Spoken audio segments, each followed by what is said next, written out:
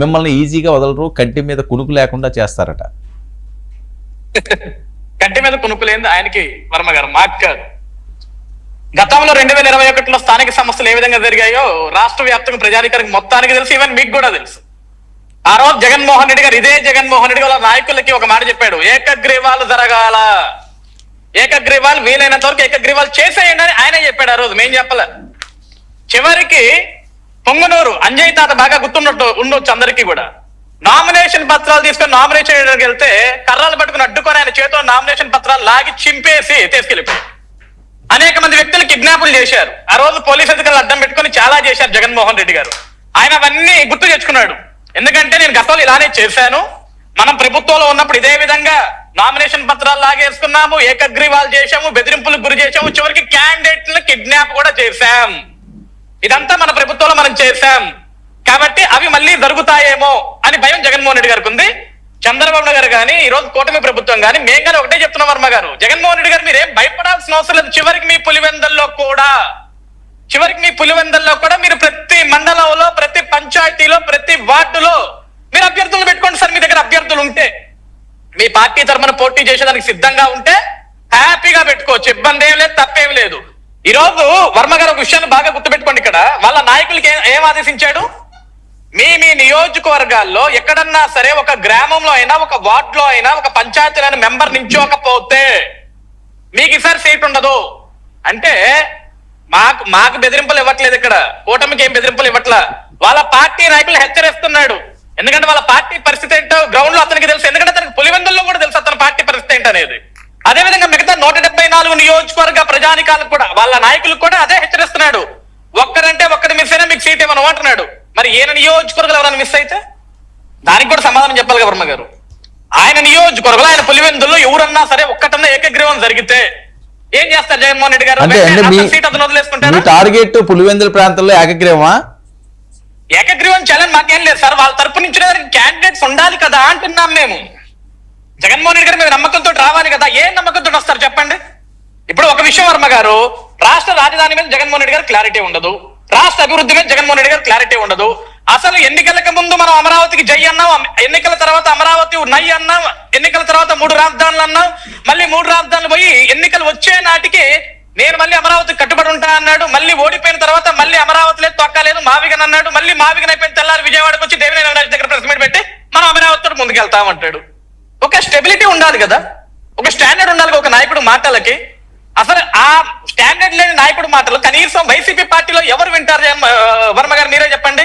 వాళ్ళ పార్టీలో 90% of the నాయకులు క్యాడర్ పక్కన పెట్టండి పాపం, వాళ్ళ పార్టీలో జగన్మోహన్ రెడ్డి గారితో గతంలో 2019 నుంచి 2024 వరకు ఆ రోజు ఎమ్మెల్యేలుగా గెలిచిన వాళ్ళు కానీ, మంత్రులుగా పనిచేసిన వాళ్ళు కానీ, నామినేటెడ్ పదవులు తీసుకున్న వాళ్ళు కానీ, జగన్మోహన్ రెడ్డి గారి ద్వారా లబ్ధి పొందిన వాళ్ళు కానీ ఈ రోజు ఎక్కడున్నారు?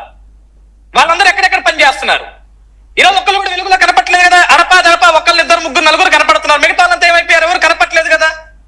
ఈ రోజు జగన్మోహన్ రెడ్డి గారు మమ్మల్ని ఏం హెచ్చరించట్లేదు వర్మ గారు. మీరు స్టార్టింగ్ లో ఒక పాయింట్ కోట్ చేశారు, మీకు కంటి మీద కునుకు లేకుండా చేస్తున్నాడేమని. మేము ప్రశాంతంగానే ఉన్నాం సార్, మా పరిపాలనలో ప్రజలు కూడా ప్రశాంతంగానే ఉన్నారు. మేము ఎన్నికలు ఎప్పుడు వచ్చినా సరే ప్రజలు సిద్ధంగా ఉన్నారు, మా కూటమి తరపున అభ్యర్థులు కూడా సిద్ధంగానే ఉన్నారు. మేమేమో అభ్యర్థులు ఎత్తుకోవాల్సిన అవసరం లేదు, కొన్ని సర్దుబాట్లు చేసుకుంటే చాలు. మేము మాకందరూ సిద్ధంగానే ఉన్నారు. క్యాండిడేట్ ఎత్తుకోవాల్సిన జగన్మోహన్ రెడ్డి గారు, ఏకగ్రీవాలు కాకుండా చూసుకోవాల్సిన బాధ్యత కూడా జగన్మోహన్ రెడ్డి గారిది. మేమైతే పోలీసులు అడ్డం పెట్టాం, అధికార దుర్వినియోగం చెయ్యం, వాళ్ళలాగా నామినేషన్ పత్రాలు లాగేసి చింపేసి దాడులు చెయ్యం. ఏంటి సర్దుబాటు అయిందా? కాదు అది ఏంటి, గత కొన్ని రోజులుగా విపరీతంగా ట్రోల్ అవుతున్నది కదా, మీకు సర్దుబాటు అయిందా? 100% వర్మ గారు. ఇప్పుడు బయట సోషల్ మీడియాలో ట్రోల్ కి లేకుంటే కొంతమంది ఒక పైశాచిక ఆనందం పొందుతుంటారు, వీళ్ళు ముగ్గురు కొట్టుకుంటే బాగుంటుందని. మేము ఎప్పుడు కొట్టుకోం, కలిసే ఉంటాం. మా క్యాడర్ కి ఆ నమ్మకం ఉంది, మా నాయకులకి మా మీద నమ్మకం ఉంది, మా నాయకుల మీద మాకు ఆ నమ్మకం ఉంది. విశాఖపట్నంలో పంచకర్ల రమేష్ బాబు అలాగే గండి బాబు వీళ్ళిద్దరి మధ్యన కూడా నిన్న ఎప్పుడో గొడవ అయిందట కదా. అలాగే ఒంగోలులోనో లేకపోతే ఇంకొకరి దగ్గర ఆ కార్యకర్తలు కొట్టుకుంటున్నారు, తిట్టుకుంటున్నారట, ఏవో మేయర్ స్థానాలు కావాలంటున్నారట. వర్మ గారు ఇవన్నీ ఎట్లుంటాయంటే టీ కప్పులో తుఫాన్ లాంటివి. ఇవన్నీ కూడా వీటిని మనం భూతద్దలు పెట్టి చూడాల్సిన అవసరం లేదు. అవి నాయకులు సర్దుబాటు చేస్తారు, దానికి కంగారేం లేదు. ప్రజల్లో ఏ విధంగా వెళ్ళాలి, రేపు వచ్చే స్థానిక సంస్థల్లో ఏ విధంగా 100 స్ట్రైక్ రేట్ తోటి మేము ముందుకెళ్లాలనేది ఒక ఆలోచన తప్ప మాకు ఇంకోటి లేదు. మా మీద ఎవరు పోటీ చేస్తారు, ఏ పార్టీ ముందుకు వస్తుంది.